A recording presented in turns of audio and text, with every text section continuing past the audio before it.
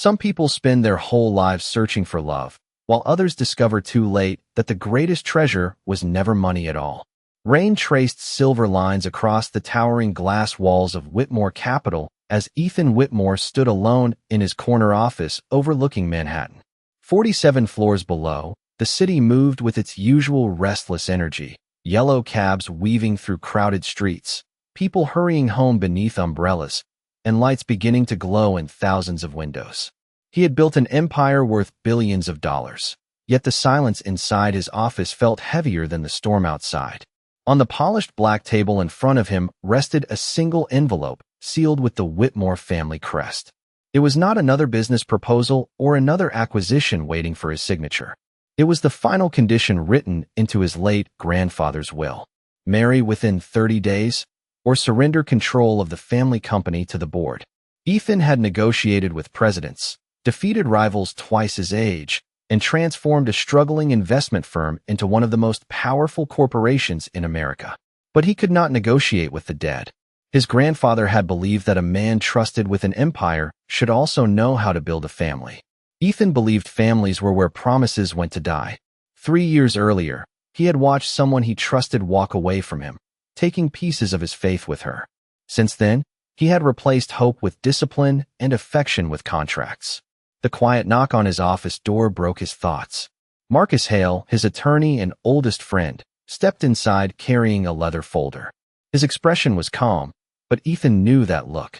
It was the face of a man bringing impossible news. Marcus placed the folder on the desk and slid it toward him. "I found someone," he said softly. Ethan looked down at the photograph clipped to the file. A young woman with warm brown eyes stood outside a neighborhood library, holding the hand of an elderly lady wrapped in a blue cardigan. She was not dressed like the women who usually appeared in magazines beside men like him. There were no diamonds, no designer labels, no carefully rehearsed smile. There was only kindness. Ethan frowned. "She doesn't belong in my world." Marcus folded his arms. "Maybe that's exactly why she's the right choice." The file read Naomi Brooks, 27 years old, community librarian, lives in Brooklyn, primary caregiver for her grandmother. No scandals, no debts beyond medical bills, no connection to high society. Ethan closed the folder. "Offer her whatever she wants. Double it if she says no." Marcus hesitated before answering. She already did say no. For the first time that evening, Ethan looked away from the skyline. Outside, thunder rolled across the city, and somewhere beyond the lights and the rain, a woman who had never met him had refused a fortune that most people could not imagine. Without realizing it, the billionaire who trusted only contracts had just become curious about the one person who could not be bought. The following afternoon, the rain had disappeared, leaving Manhattan wrapped in the soft golden light that always seemed to make the city look kinder than it really was. Naomi Brooks stood on a small ladder inside the Brooklyn Community Library, carefully placing a row of worn children's books back onto the highest shelf. The building was old, with creaking wooden floors and windows that had watched generations grow up. But to Naomi, it was the safest place in the world. Stories had rescued her long before people ever did. She smiled as a little boy rushed toward the front desk carrying a stack of books nearly as tall as his arms. "All of them?" she asked gently. The child nodded with complete seriousness. "Grandpa says heroes never quit." Naomi stamped each book one by one. "Your grandpa sounds like a very wise man." As the boy left, an elderly woman sitting near the fireplace began coughing softly. Naomi immediately walked over and wrapped a light blanket around her shoulders. "You should not be sitting near the open window, Miss Eleanor. The weather changes too quickly this time of year." The old woman reached for Naomi's hand. "You always take care of everyone else, sweetheart. Who takes care of you?" Naomi only smiled. She had learned long ago that some questions did not need answers. Her grandmother's medical bills sat unpaid inside her apartment kitchen drawer, and every extra shift she worked seemed to disappear before the month was over. Still, she believed kindness was the one thing life could not tax. The library door opened quietly, and a man in a dark suit stepped inside. Marcus Hale looked strangely out of place among the shelves and reading tables, like someone who belonged inside skyscrapers instead of neighborhood libraries. He waited patiently until the last visitor had left before introducing himself. Naomi listened carefully as he explained that he represented Ethan Whitmore and had a business proposal unlike any she had ever heard. She thought it was a joke. Then she saw the official documents. Marcus spoke calmly, never rushing, never hiding the truth. A marriage agreement. 1 year. Full financial security. Medical care for her grandmother. Complete independence after the contract ended. Naomi closed the folder without reading another page. People are not business deals, she said quietly. Neither is marriage. Marcus nodded as though he had expected the answer. Mr. Whitmore understands that. She looked through the window toward the busy street outside where strangers hurried past without seeing one another. No, she replied. I do not think he does. Marcus thanked her for her time and left the library without another word. The afternoon slowly faded into evening. Naomi finished closing the building and walked the 6 blocks home carrying groceries and a borrowed novel for her grandmother. When she opened the apartment door, she found the old woman sitting quietly by the window with an envelope resting in her lap. Naomi recognized the hospital logo immediately. Her grandmother tried to smile, but tears had already reached her eyes. The latest treatment had been denied. Naomi sat beside her, holding the letter in trembling hands while the city lights blinked beyond the glass.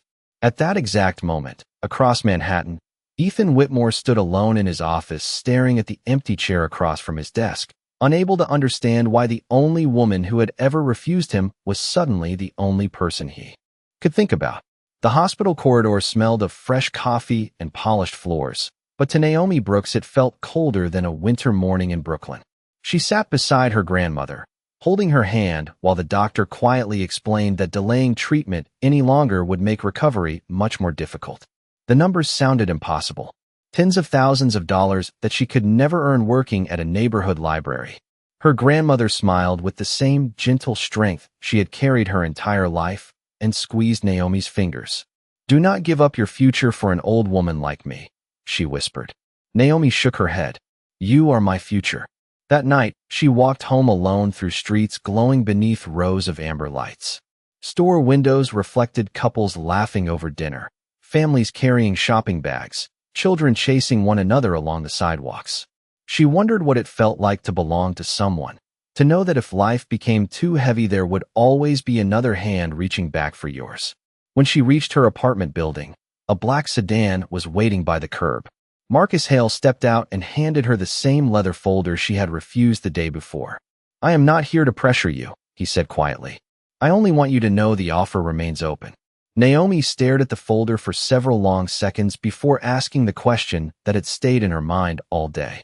"Why me?" Marcus looked toward the city skyline where the towers of Manhattan shimmered against the dark sky. "Because you are the only person who did not ask what you could gain from him." Across the river, Ethan Whitmore sat alone in the family estate, a place so large that silence echoed through its marble halls. Portraits of generations past watched him from the walls. Men and women who had built fortunes, signed treaties, and protected the Whitmore name at any cost. His grandmother, Eleanor Whitmore, entered carrying 2 cups of tea. She placed one beside him and looked at the untouched marriage documents scattered across the table. "You think love made this family strong," Ethan said without looking up. "It did not. Discipline did." Eleanor smiled. "Sadly. Then why do you look so unhappy after becoming everything you ever wanted to be?" Ethan had no answer. Instead, he picked up the photograph of Naomi that Marcus had left behind. She was standing beside a little girl inside the library, helping her reach a book that was far too high for tiny hands. There was no camera smile, no performance, just simple kindness. The next morning, Naomi returned to the hospital carrying homemade soup for her grandmother. She stopped when she saw the billing office manager speaking gently with the old woman. A payment had been made. The first stage of treatment was approved. Confused, Naomi hurried to the front desk and asked who had covered the cost. The receptionist checked the file and looked up with surprise. The payment came from Whitmore Capital. Naomi stood completely still. A single white envelope rested on the counter beside the receipt. Her name was written across the front in careful handwriting. Inside was only one sentence. It read, "I am not asking you to trust my money.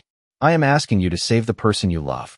Naomi read the letter again after she reached the hospital parking lot, turning the simple white envelope over in her hands as though it might reveal some hidden truth.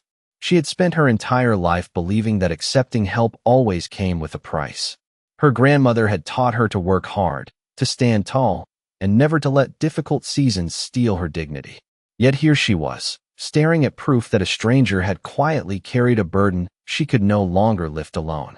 She walked back into the building and found her grandmother sitting by the window, sunlight spilling across the blanket folded over her knees. The older woman looked stronger already, not because of medicine, but because hope had finally returned to the room. Naomi sat beside her and placed the envelope on the table. Her grandmother smiled without opening it. "Sometimes," she whispered, "God sends people into our lives wearing faces we do not expect." Naomi lowered her eyes. What if they expect something in return? The old woman reached over and covered Naomi's hand with her own. "Then you give them honesty. That is worth more than money." Across the East River, Ethan Whitmore watched the city from the conference room of Whitmore Capital while a dozen executives discussed quarterly profits. Charts moved across enormous screens. Numbers climbed higher with every presentation. The board members looked pleased, but Ethan barely heard a word they were saying. His attention remained fixed on the empty chair beside him, where Marcus Hale had quietly placed a single message during the meeting. "She received the payment. She has not called." Ethan folded the note and slipped it into his pocket. He had expected anger, perhaps even gratitude. Silence had never crossed his mind. That evening, Marcus arranged one final meeting. Not in a law office, not inside a boardroom. Naomi agreed only because she wanted to return the envelope and repay every dollar as soon as she could. The meeting took place in a quiet botanical garden tucked between busy Manhattan streets, where autumn leaves drifted through the air like pieces of gold. Ethan arrived exactly on time, dressed in a dark coat that matched the fading sky. Naomi stood near a fountain holding the envelope against her chest. For several seconds, neither of them spoke. She had imagined someone older, colder, almost impossible to approach. Instead, she found a man whose eyes carried the kind of exhaustion that no amount of success could erase. Ethan was equally surprised. The woman from the photograph seemed even more ordinary than he remembered. No expensive jewelry, no polished performance, just quiet grace. Naomi finally held out the envelope. "I cannot keep this." Ethan looked at it, but did not reach for it. "You already did." She frowned. "I do not want charity." "Neither do I," he answered calmly. "I am offering a partnership." The fountain splashed softly between them while the city rushed forward beyond the garden walls. Naomi took a slow breath. "You do not even know me." Ethan looked directly into her eyes for the first time. "That may be true, but I know what everyone else would have done. They would have taken the money and asked for more. You tried to give it back." A gentle breeze carried a handful of red and gold leaves across the stone path. Naomi looked down at the envelope one last time before speaking. "If I say yes, this will only be a contract. Nothing more." Ethan nodded without hesitation. "That is all I am asking for." Neither of them realized that the quiet promise made beneath those falling autumn leaves would become the beginning of a story neither money nor reason could ever control. 3 days later, the city awoke beneath a sky the color of soft silver, and the newspapers were already talking about the upcoming Whitmore family announcement. Reporters guessed it was another merger, another billion-dollar investment, another victory for the man who never seemed to lose. No one imagined that Ethan Whitmore was standing inside a quiet courthouse wearing a simple charcoal suit, waiting for a woman who had changed the course of his carefully ordered life. Naomi arrived carrying the same small leather handbag she took to work every day. She had not bought a new dress. The cream-colored outfit she wore had belonged to her mother, carefully preserved through the years, elegant without trying to impress anyone. Marcus greeted her with a warm smile and handed both of them the final contract. Ethan signed without hesitation. Naomi paused for a moment, reading every page one last time. 1 year. Mutual respect. Complete freedom after the agreement ended. She looked up at Ethan. "Promise me one thing." He met her eyes. "What is it?" "Do not ask me to become someone else." The answer came quietly. "I would not know how." The ceremony lasted less than 10 minutes. There were no flowers, no orchestra, no crowd waiting outside. Only a judge, Marcus, and Ethan's grandmother Eleanor, whose eyes filled with tears the moment Naomi slipped the simple wedding band onto Ethan's hand. Eleanor stepped forward afterward and embraced Naomi gently. "Welcome home, my dear." The words caught Naomi by surprise. She had expected obligation. She had not expected kindness. By evening, they arrived at the Whitmore estate overlooking Central Park.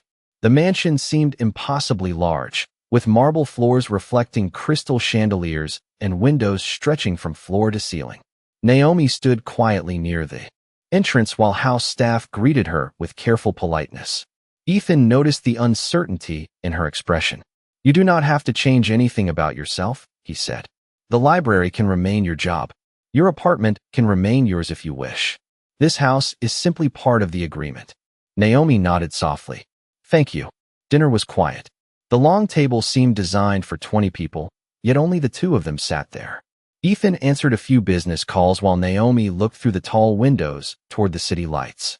After the meal, she noticed one of the younger housekeepers struggling to carry several heavy storage boxes toward the service hallway. Without thinking, Naomi stood up and helped her. Together, they organized old books and family photographs that had been forgotten for years. Ethan happened to walk by and stopped without saying a word.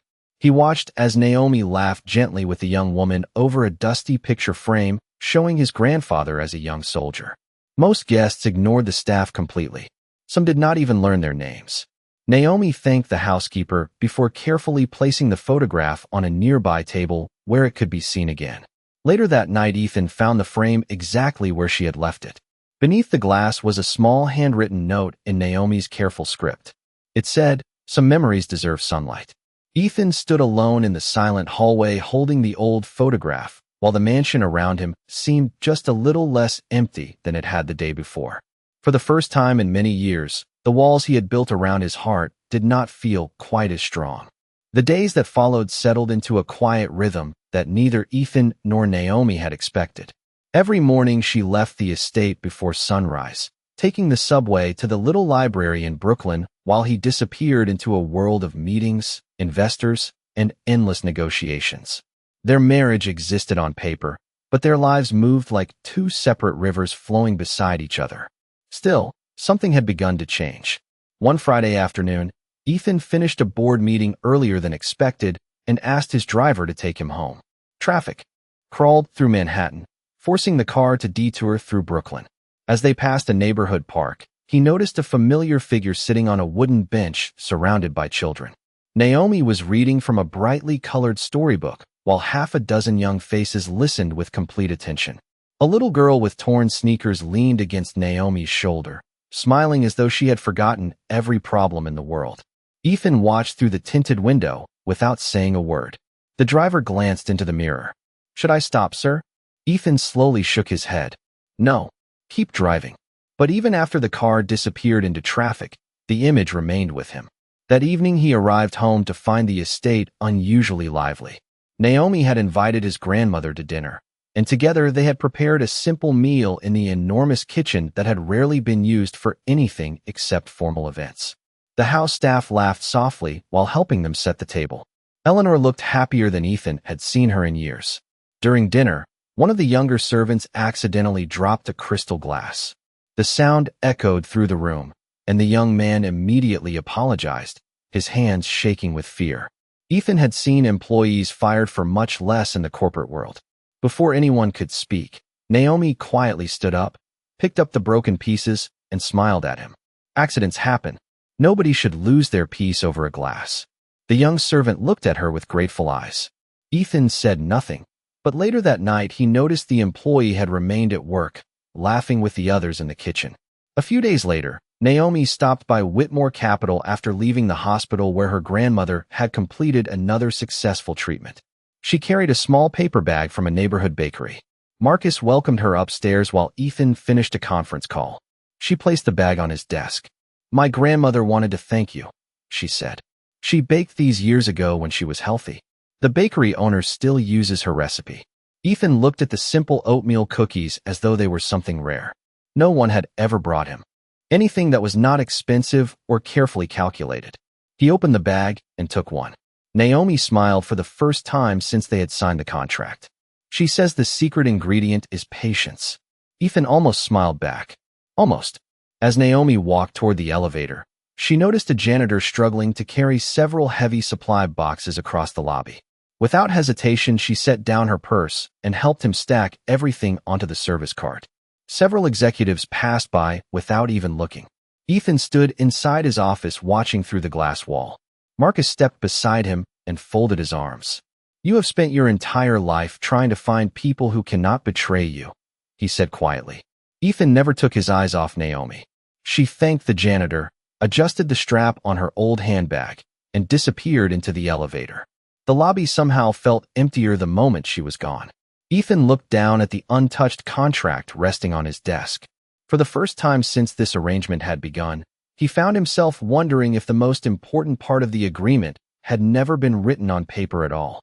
Autumn settled over New York with quiet elegance, painting the trees outside the Whitmore estate in shades of gold and crimson. Naomi had become part of the house in a way no one could have predicted. She still spent her mornings at the library and her evenings visiting her grandmother, but somehow the grand old mansion no longer felt as cold when she walked through its doors. Fresh flowers appeared in forgotten corners. Lamps that had not been used in years glowed softly at night. Even the staff smiled more often. Ethan noticed every change, though he never spoke about it. One evening he returned home long after sunset, exhausted from a day filled with negotiations and endless meetings. As he stepped into the foyer, he heard quiet music drifting from the family room. Curious, he followed the sound. Naomi was sitting beside his grandmother at the old piano, turning pages while Eleanor played a simple melody she had learned as a little girl. The room was warm with firelight, and for a brief moment Ethan forgot about quarterly reports, shareholders, and deadlines. Naomi looked up and saw him standing there.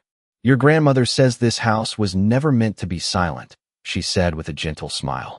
Eleanor looked at her grandson and laughed softly. "I have been trying to tell him that for 20 years. Ethan almost answered, but the words stayed trapped somewhere behind the walls he had spent years building.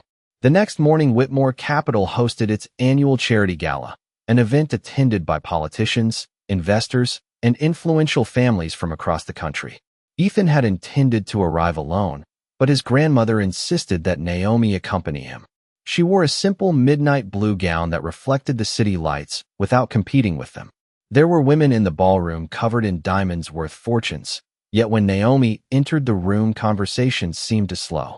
Not because she demanded attention, but because she carried herself with quiet grace. During the evening, a small group of children from a local youth center was invited onto the stage to thank the foundation for its support. One little boy became frightened by the crowd and began to cry. Cameras flashed. Guests looked uncomfortable. Before anyone else could react, Naomi stepped forward, knelt beside him, and offered him the small silver bookmark she always carried inside her favorite novel. She whispered something only he could hear. A moment later, the boy smiled and walked confidently onto the stage holding her hand. The ballroom erupted into applause. Ethan stood completely still. He had sponsored charities for years, written checks larger than most people could imagine, yet he realized he had never truly understood what kindness looked like until that moment. Across the room, a woman with perfectly styled blonde hair watched everything unfold. Vanessa Cole slowly lowered her glass and stared at Naomi with growing disbelief. She had expected Ethan's contract marriage to be another calculated business move. Instead, she saw something far more dangerous. She saw him looking at another woman the way he had once looked at her. Later that night, after the gala ended, Ethan and Naomi rode home in silence. The city lights reflected across the car windows as Manhattan slipped by. Just before they reached the estate, Naomi quietly returned the silver bookmark to her purse and looked out at the sleeping city. She never noticed Ethan watching her, or the quiet realization settling into his heart that somewhere between contracts and obligations, he had stopped seeing her as a stranger. The first snow of the season arrived early, covering Manhattan in a quiet layer of white that softened even the sharp edges of the city. Naomi stood by the library window watching children laugh as they chased one another through the park across the street. She had always loved winter because it reminded her that even the coldest seasons could leave something beautiful behind. Her grandmother was getting stronger, and every doctor visit carried a little more hope than the last. For the first time in many years, Naomi allowed herself to imagine a future beyond simply surviving. At Whitmore Capital, Ethan found himself distracted by thoughts that had nothing to do with business. During meetings, he caught himself wondering whether Naomi had remembered to eat lunch or whether her grandmother had smiled that day. The realization unsettled him. He had spent years mastering every emotion that could become a weakness. Yet now a woman carrying old books and homemade cookies occupied spaces in his mind that billion-dollar deals never could. Marcus noticed the change immediately. As they left another board meeting, he glanced at his friend and asked, "When was the last time you looked at your phone because you hoped someone had written to you?" Ethan gave him a puzzled look. Marcus smiled. "You just did." Ethan looked down and realized he had been checking for a message from Naomi. That evening, the Whitmore estate hosted a small family dinner for Eleanor's birthday. Nothing extravagant, just a quiet gathering with a few close friends and relatives. Naomi spent the afternoon helping the kitchen staff decorate the dining room with fresh flowers instead of expensive centerpieces. Eleanor insisted that simple things lasted longer in the heart. As the guests arrived, another familiar face stepped through the front door. Vanessa Cole walked into the mansion wearing a perfectly tailored white coat and the confident smile of someone who believed she still belonged there. She greeted Eleanor politely before turning toward Ethan. "I heard there was a celebration," she said softly. "I thought old friends should not stay strangers forever." Naomi had never met Vanessa before, but she recognized the silence that filled the room. It was the kind that only unfinished stories leave behind. Throughout dinner, Vanessa spoke easily about old vacations, business galas, and shared memories with the Whitmore family. Naomi listened quietly, never interrupting, never trying to compete with a history she had not lived. When dessert was served, Eleanor asked Naomi to bring out the birthday cake. As she entered the room carrying the small cake covered with simple candles, one of the younger servers slipped on the polished floor. The cake tilted. Before it could fall, Naomi caught it with both hands, laughing softly as frosting marked the sleeve of her dress. The entire table burst into relieved applause. Even Eleanor laughed until tears filled her eyes. Vanessa watched the moment with growing unease. She had expected Ethan to be embarrassed by his contract wife. Instead, she saw him stand up, walk across the room, and quietly hand Naomi his own handkerchief. Their fingers touched for only a second, but his eyes never left hers. Naomi thanked him with a small smile and gently wiped the frosting away. Vanessa looked at Ethan and understood something she had never imagined possible. The man who had once believed love was a weakness had begun to protect someone without even realizing he was doing it. And for the first time since the contract had begun, Naomi herself started to wonder whether the greatest danger was not losing her heart, but discovering that it had already been given away. Winter slowly gave way to the first gentle signs of spring, and the gardens surrounding the Whitmore estate began to wake beneath the softer sunlight. Naomi often walked the stone paths before leaving for the library, stopping to admire the tiny white flowers that pushed their way through the cold ground. She always believed that the strongest things in life were not the loudest, but the ones that quietly survived difficult seasons. Ethan found himself watching her more often than he realized. He no longer waited for business reports to begin his mornings. Instead, he looked through the tall dining room windows, hoping to catch a glimpse of Naomi carrying a book under one arm as she crossed the garden. One Saturday afternoon, he returned home earlier than expected and found the estate unusually quiet. Eleanor was resting, the staff had finished their duties, and Naomi was sitting alone beneath the old oak tree near the edge of the property. She was reading from a worn leather journal. Ethan approached slowly. "I did not know you kept a diary," he said. Naomi closed the book gently. "It is not a diary. It belonged to my mother." She looked down at the faded cover. Whenever life became difficult, she wrote down one beautiful thing she had seen that day. She said gratitude keeps sadness from taking over. Ethan sat beside her, leaving enough space to respect the quiet understanding they had built together. What did she write about most? Naomi smiled softly. People. The answer stayed with him long after the conversation ended. A few days later, Marcus reminded Ethan that nearly half the contract period had already passed. The words struck him harder than any financial warning ever had. Half the time was gone. Half the borrowed future they had created together was already slipping away. That evening, Ethan walked into the library after closing hours. Naomi was placing the last books back onto their shelves when she noticed him standing in the doorway. "Did something happen?" she asked. Ethan looked around at the old building, the wooden tables, the reading lamps, and the children's drawings taped to the walls. I wanted to see the place that made you who you are. Naomi laughed quietly. It is only a library. He slowly shook his head. No, it is where people come to believe tomorrow can be different from today. Before she could answer, a little boy ran back through the front door carrying a picture he had forgotten. He looked at Ethan with wide eyes. Are you really her husband? Ethan glanced at Naomi before answering. Yes. The child smiled. Then you are lucky. Miss Naomi makes everybody feel safe. The little boy waved goodbye and disappeared into the evening. Silence settled over the room. Ethan looked at the rows of books stretching into the distance. He had spent his whole life protecting buildings, fortunes, and family names. Somehow, without realizing it, Naomi had taught him that the most valuable thing a person could ever protect was another heart. When they stepped outside, the sun was setting over Brooklyn, covering the streets in shades of gold. Naomi stood beside him, watching the light fade across the city. Ethan reached into his coat pocket and pulled out the folded contract they had signed months before. The paper had softened from being carried every day. He looked at it for a long moment before carefully placing it back into his pocket. Naomi noticed the movement but asked no questions. She simply smiled and started walking home beside him. Neither of them spoke. They did not need to. Somewhere between a promise made for obligation and a journey built on quiet kindness, two strangers had become the place where the other finally belonged.